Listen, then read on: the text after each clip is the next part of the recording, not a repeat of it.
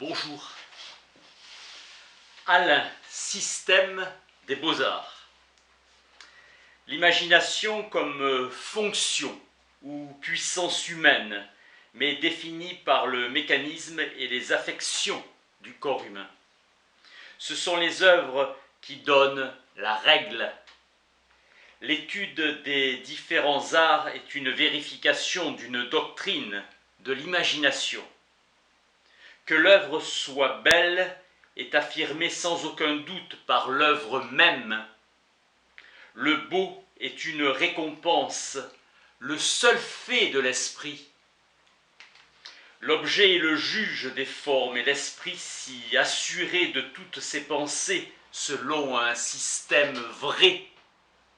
L'universel ne se prouve point, ce qui est général est seul objet de preuve et ne conduit qu'à un accord pratique et politique par rapport à l'ordre humain et industriel par rapport à l'ordre extérieur. Les beautés sont des exhortations plutôt que des modèles, c'est ainsi que l'inimitable seul instruit. Ainsi s'est accompli le divorce entre les beaux-arts et la pensée. Si un génie muet te pousse, prends la plume ou le pinceau, mais si ton génie bavarde, alors lis l'esprit le plus jeune et sans argument ni preuve. Imagination maîtresse d'erreur selon Pascal. Montaigne, ceux qui croient voir ce qu'ils ne voient point. L'imagination n'est pas seulement un pouvoir contemplatif de l'esprit, mais surtout l'erreur et le désordre entrant dans l'esprit. Dans la peur, l'effet de l'imagination est connu. L'imagination nous trompe. Il est prudent de ne point trop se croire soi-même. Nous forgeons la chose imaginée. L'imagination est folle et déréglée par sa nature. L'imagination a besoin d'objets. Les arts se montrent remède à la rêverie toujours errante et triste. Les objets extérieurs agissent encore sur nos sens pendant le sommeil. Je croyais les voir. Et ma parole haute ou murmurée donne un objet réel à l'ouïe et qui s'accorde avec la croyance. On s'aperçoit comment, mieux que le discours, le dessin et finalement l'écriture porteraient nos rêves. Imaginer, c'est percevoir, mais sans précaution. Imaginer, c'est juger et penser. Et fausse une croyance fondée sur quelque émotion ou passion, la peur. La perception est une recherche du vrai de l'objet par une enquête. Un certain délire conduit aux arts, et il faut que le délire soit surmonté. Un fou n'est nullement artiste, quoiqu'il croie voir beaucoup de choses que les autres ne voient point. Son erreur est de vouloir régler ses actions sur ces vaines images, au lieu que l'artiste, tout au contraire, règle ses images d'après ce qu'il fait, d'après l'objet qui naît sous ses doigts. Auguste Comte réglait le dedans sur le dehors. L'artisan fait apparaître un objet mieux circonscrit, capable de terminer les fictions, esthétique en toute œuvre finie et durable. S'irriter parce que les choses ne cèdent pas au désir, c'est le moment puéril de la pensée. L'expérience fait promptement connaître que l'indétermination des pensées est un mal plus grand que l'essai d'une nécessité inflexible contre laquelle le vouloir se fortifie et où il trouve même son appui. Tel est le bonheur de la contemplation. Il ne devient esthétique que s'il est joui par le contemplateur au grand jeu des forces printanières, ce qui lui donne valeur d'objet. Une œuvre d'art doit être faite, terminée et solide jusqu'au détail.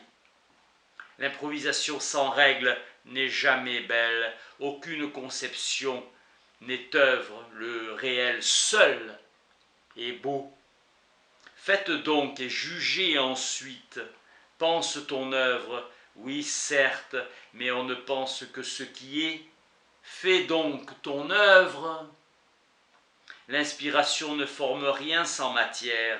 Tout artiste est percevant et actif, artisan toujours en cela, plutôt attentif à l'objet qu'à ses propres passions. On juge l'artiste puissant qui ne parle guère, et l'artiste ambitieux et égaré qui parle au contraire beaucoup. La méditation de l'artiste serait plutôt observation que rêverie. La loi suprême de l'invention humaine est que l'on n'invente qu'en travaillant, artisan. Dans l'imagination errante, tout est promesse. L'artiste observateur décide par l'action inspirée afin de percevoir quelque chose. Son modèle, c'est d'abord l'objet et ensuite l'œuvre. Dès que l'inflexible ordre matériel nous donne appui, alors la liberté se montre, mais dès que nous voulons suivre la fantaisie, entendez l'ordre des affections du corps humain, l'esclavage nous tient et nos inventions sont mécaniques.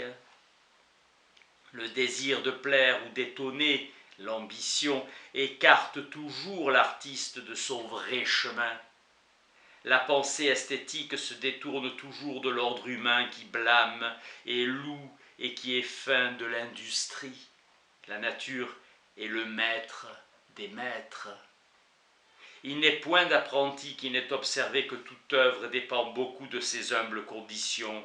La facilité nuit à l'artiste et favorise l'artisan. Le métier et l'inspiration allant toujours ensemble. La règle du beau n'apparaît que dans l'œuvre et y reste prise en sorte qu'elle ne peut servir jamais d'aucune manière à faire une autre œuvre. Même les peuples les plus ignorants sur tout cela ont toujours ordonné à la foule humaine selon de strictes cérémonies, en vue de discipliner les passions. Et c'est par la pensée commune que chacun arrive à la pensée propre, la cérémonie comme élaboration du souvenir, du sentiment et de la pensée, culte. L'imagination cherche son objet et l'objet le plus proche se trouve en nos actions. Il y a de l'imaginaire dans l'imagination. Le dernier juge, c'est la passion qui doit être vaincue. L'art n'exprime pas du tout les passions, mais les passions vaincues. Le beau a deux aspects, la puissance et la paix. Il y a plus de sérieux dans les jeux de cirque, acrobates, que dans les autres genres de théâtre, où le danger n'est jamais véritable. Il y a toujours de la volonté dans l'expression, volonté de montrer, de cacher, d'être. Exprimer, c'est modeler. La sagesse antique ne séparait point la pensée de la vie. La pensée sans objet est creuse. Merci.